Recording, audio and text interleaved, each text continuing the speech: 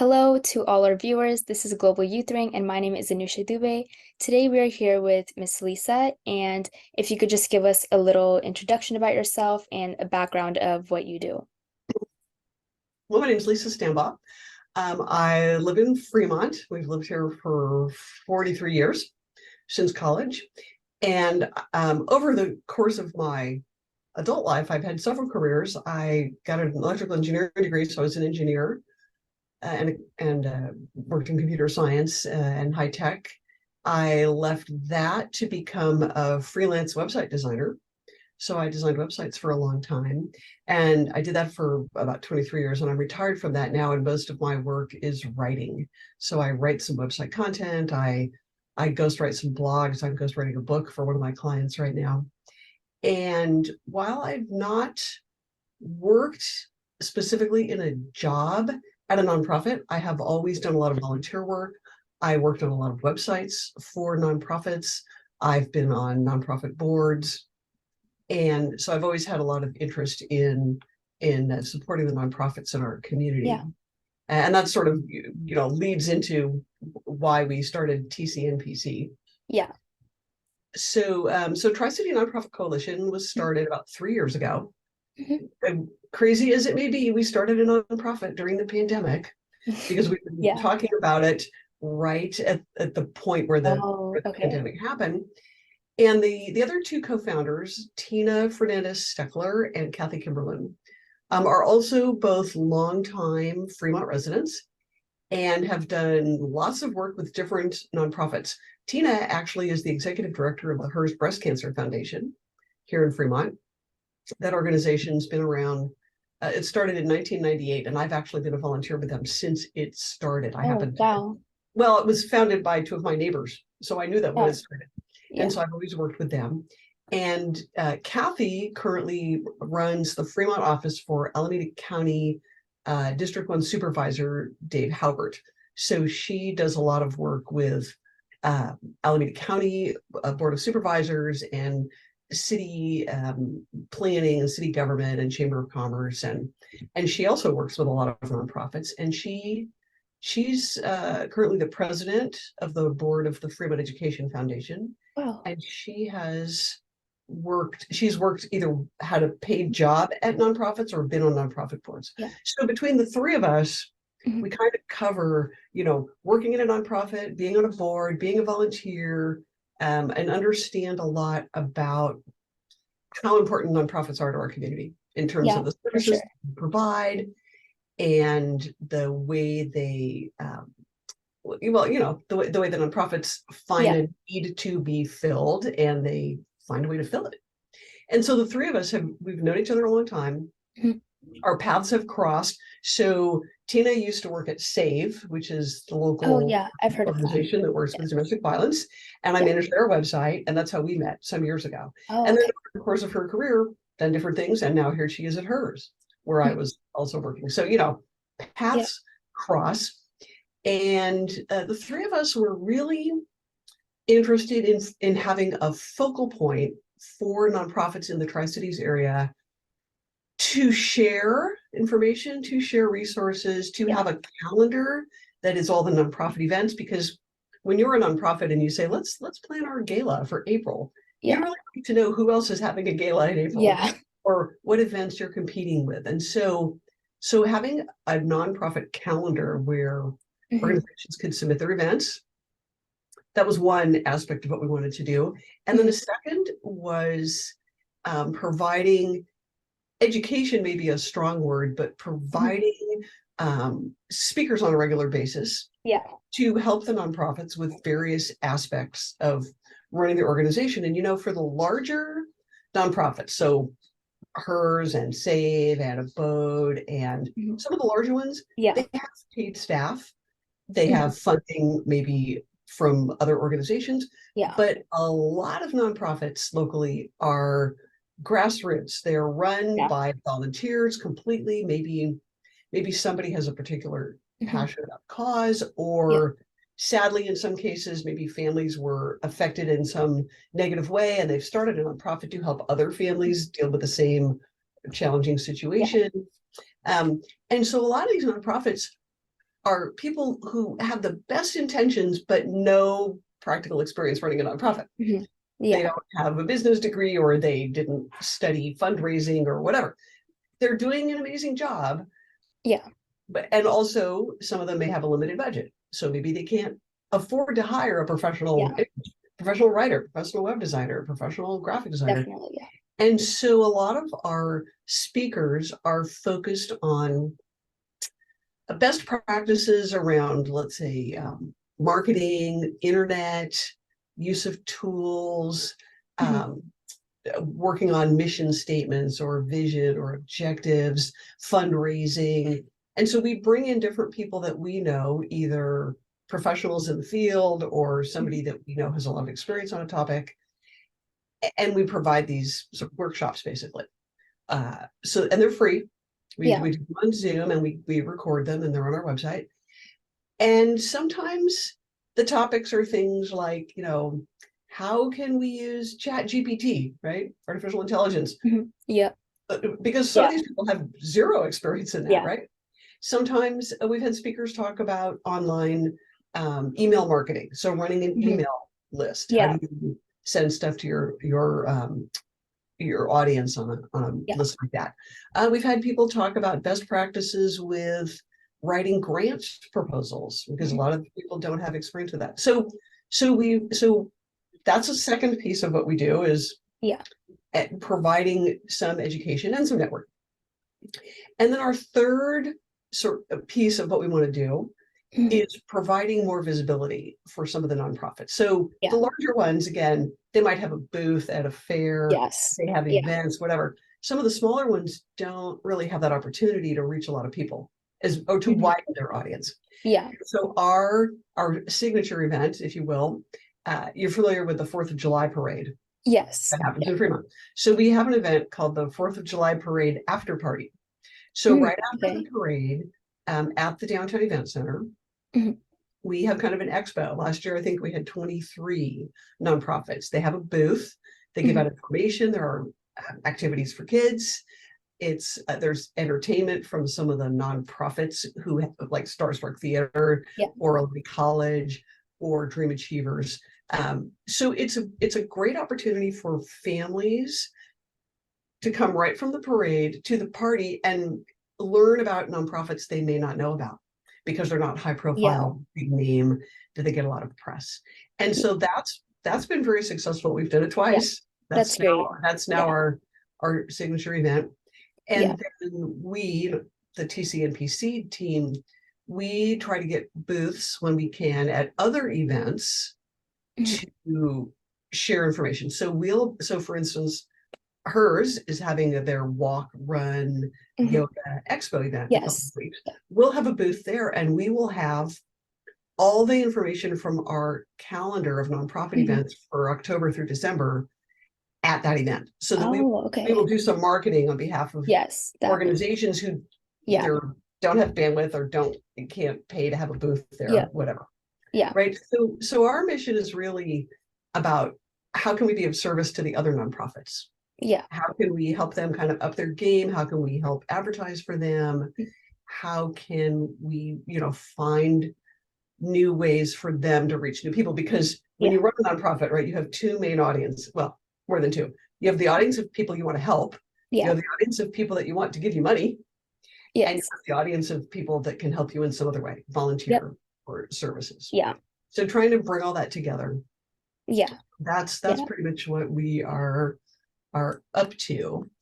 And the three of us pretty much between us we have experience in many aspects, but Mhm. then we don't, we bring in somebody who does. Yeah. No, I think that's great because, there's so many like small nonprofits, I think more small nonprofits than like the big ones, and a lot of them don't have, the volunteers, the financial ability to do as much as they really can. So I think it's really great that, the TCNC is TCNPC. TCNPC is helping out Tri-City with that. Nonprofit Coalition, and then we Yes. describe our audience are the people that we call the Tri-City Nonprofit Champions. So those Oh, are employees, board, okay. volunteers, Yeah. or anybody who supports nonprofits. The Tri-City Nonprofit Champions, that's our group. Amazing. Yeah. a bigger level. So you guys really do a lot for these nonprofits. So, I was wondering what really inspired you, maybe a story or an event that really inspired you three to get together and create this in the first place. Well, okay, so there's kind of it's not true, but we like to say that, the same 400 people run Fremont, right? That you can go to different events and there's Yes. overlap of the Yeah, same people are volunteering, that's are so true. Yeah. running events. And, so I would run into the same, right? Tina and Kathy Yeah. often, and there are other people, obviously. But it became very apparent that to set up something to coordinate Mhm. and bring together all the nonprofits, it had to be some of these people that already go to a lot of things and know a lot of people. And I will backtrack. And so when I started my freelance web design business, which was in the 90s, when it was a Yeah. brand new thing, so before your time, I was the only game in town. And I did a lot of nonprofit websites over the years. Okay. And the bigger ones eventually might have somebody on staff. Mhm. But for many of them, they were too small. So I was Yeah. doing it as a volunteer, or maybe they were paying me some fraction of what you would normally get paid. And so I got to know quite a few. I think I did over 100 nonprofit sites during the course Oh, of my wow. career. And I'm retired. I say I'm retired. Mhm. I'm still managing 10 as a Oh, volunteer. wow. So That's hers great. Yeah. and the Olive Hyde Art Guild and the Museum of Local History and Tri-City Yeah. Ecology and One Shot, right? And these are all groups that I've been involved with in one way or another for a long time. I support their cause. Yeah.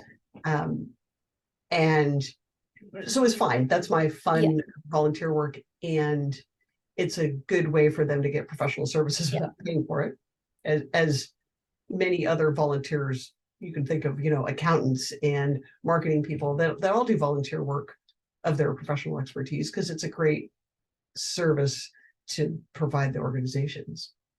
And so the three of us, there had been talk before, how can we bring the nonprofits together? How can we do this? And Tina, Kathy, and I, started having conversations. We had some other people come in and out that we asked their opinion. And, great idea. So we're just getting started, and then it's lockdown. And so we did all Yeah. the nonprofit paperwork and a lot of stuff That's great. Yeah. while we were all at home. Mhm. And then we started having meetings by Zoom. Yeah. And, of course, now everybody does meetings by Zoom and nobody thinks Yeah. it's strange. So that's much more Yes. convenient. And of course, we can record them and then people can watch them later. Yeah. And so it's just sort of evolved. Yeah. Every year we try and take on a little bit more. Yeah. I think So, it's great, like especially during the pandemic, you guys just kept going. So I think that's also, a really big thing. So, the Tri-City Nonprofit Coalition, are there any, favorite projects or interesting ones that you have in mind that you guys have, worked on for the past, years? well, I think starting the after party, Mhm. Yeah, that sounds especially really because fun. Yeah. the downtown event center is still pretty new. And Mhm. during the pandemic, of course, people couldn't really get Yeah. out to many things. And so the first one we did was in 2022, and then again this Mhm. last summer. And this idea of having an annual showcase or a place that we can give the nonprofits a little bit of a, stage, if you will, and have nonprofits provide the entertainment, which is great exposure for them as well. Um, and because it piggybacks on an existing event, like people are already almost there. They're down the street, and we can say, "Hey, the parade was great. You're in a party mood. It's a holiday. Your Yeah. families. Let's just walk down the street and keep going, right? Let's have a more of a good time." And so, and then every nonprofit that has a booth has to have an activity for children, whether it's a game or an art project or something. Yeah. So it extends the parade to be, Mhm. another family event. Yeah. And we've had hundreds of people. So Yeah. Something I'm to get the entire community involved, which is pretty great. happy with Yeah. that. And we started with a zero budget. The three of us Yeah. just paid for stuff. The website is hosted Yeah. on my server, right? So we've sort of cobbled together, Mhm. and we now have sponsors. We've gotten That's some great. financial Yeah. sponsors, which has been great. We had Mhm. one sponsor who gave us money specifically towards our speaker series. Mm. And so originally, we'd say, thanks for doing us a favor. Now we can give them a little like a gift card to say Yeah. thank you for giving an hour of your Yeah. time to do professional work. And so people have come up with creative ways to help us Yeah. keep going. And the Tri-City Voice, the local newspaper, has been great. They publish articles for us every month about our events. They're kind of our media Yeah. sponsor, if you will. The Fremont Chamber has been a great partner. They have a lot of knowledge and resources about running big events, and that some of Yeah. their staff has been very helpful for us. So we're pretty happy with how it's going, Yeah. and especially now that we have some Yeah. support from the community.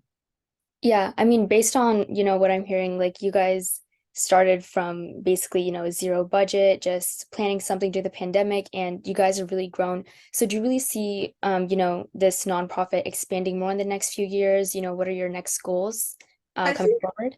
that's a good question. So first, we have to get good at doing what we're doing, which is our big annual event, our calendar, trying to, because the part of the goal with the calendar is people know the conflict so they can plan better. And Yeah. part of it is that families or people can look at that and go, oh, what's going on in December? Here's all Yeah. the Christmas tree lightings. And I just posted about the train, the Niles train that runs with lights during Christmas. And there's Christmas Place and there's Las Posadas, right? So there's all these things going on. And so it's a one place that people can go and find that stuff, as opposed to going to everybody's Yeah. website or they link to their websites. But it's just Just a easier that place way. for everyone. So one of our goals Mhm. moving forward is, so it's been the three of us running it. So we are the officers, we are the board, we are, right? Yeah. So one is to expand our board of directors, and we've got a couple of great people lined up when we're ready to formalize that, which will be good. And try and expand our speaker series capabilities in terms of what we can bring in. And then again, we're going to be at this cruise event soon. If we can have booths at things where other nonprofits can't necessarily go for whatever reason, we can help share their information. Yeah. We become sort of a clearinghouse and adjunct marketing, if you will, for some of these groups. So every little bit helps them, right? If we go to an event and 5 people learn about something they didn't know about and 2 of them donate, well, that's more than they would have had otherwise. Yes, for sure. Yeah. So we take that. And so Fremont, Newark, and Union City, I mean, because Fremont is the larger geographical entity, more of the nonprofits are located in Fremont, maybe their offices downtown, but they serve the Tri-Cities. And there are nonprofits in Newark and Union City who serve people in Fremont. So we didn't see that we could split it up, right? That it makes sense to have all 3 together. Exactly. Yeah. And I don't know that we would expand beyond that geographic region, but there are organizations, let's say in Fremont, okay, Bug Services is a good example. They serve people outside of Fremont. They've grown to be, a significant part of the East Bay. So, trying to be mindful of how we can best serve. I mean, if you're helping a nonprofit like that, I think it's the fact that since they're helping so many people, through them are also helping so many people outside of the region. So I think in a way, it's a really big impact. I think there's also been some good networking where some nonprofit leaders have met other nonprofit leaders through our events. And Okay. have things that they can share with each other, right? Whether it's knowledge or experience about doing a particular type of event, whatever. Yeah. So, there's so many high schoolers, around the Bay Area, young adults as well.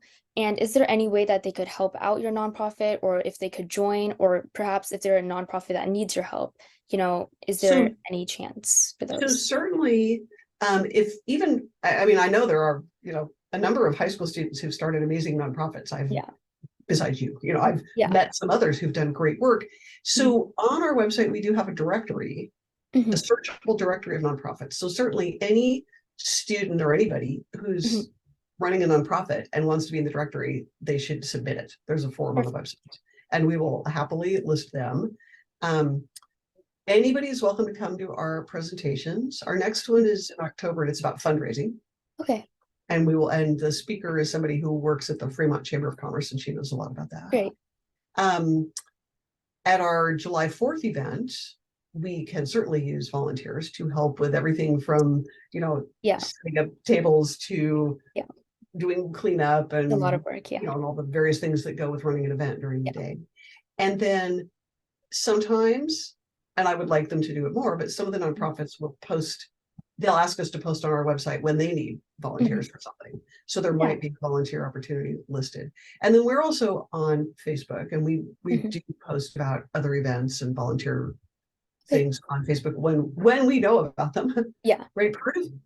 Part of the challenge is, the difference between like a push and a pull system, right? I cannot be going and finding information from every organization and put on the website. They have to submit it, push it. So if somebody goes to the website and submits their event, I will post it. But I cannot be scanning that makes sense. 250 websites every week for events. Right. So definitely, if anyone wants to reach out, they should be able to do that. Right. So is there a website or contact info where they would do that, or is it straight through your directory? If they go to the website, tcnpc.org, there's a whole section: submit your events, submit your volunteer activities, submit your organization, ask a question, whatever you need. Perfect. You can do it there. Okay. But yes, I'm excited about students that want to volunteer. I know that there's a requirement for this, that they have to.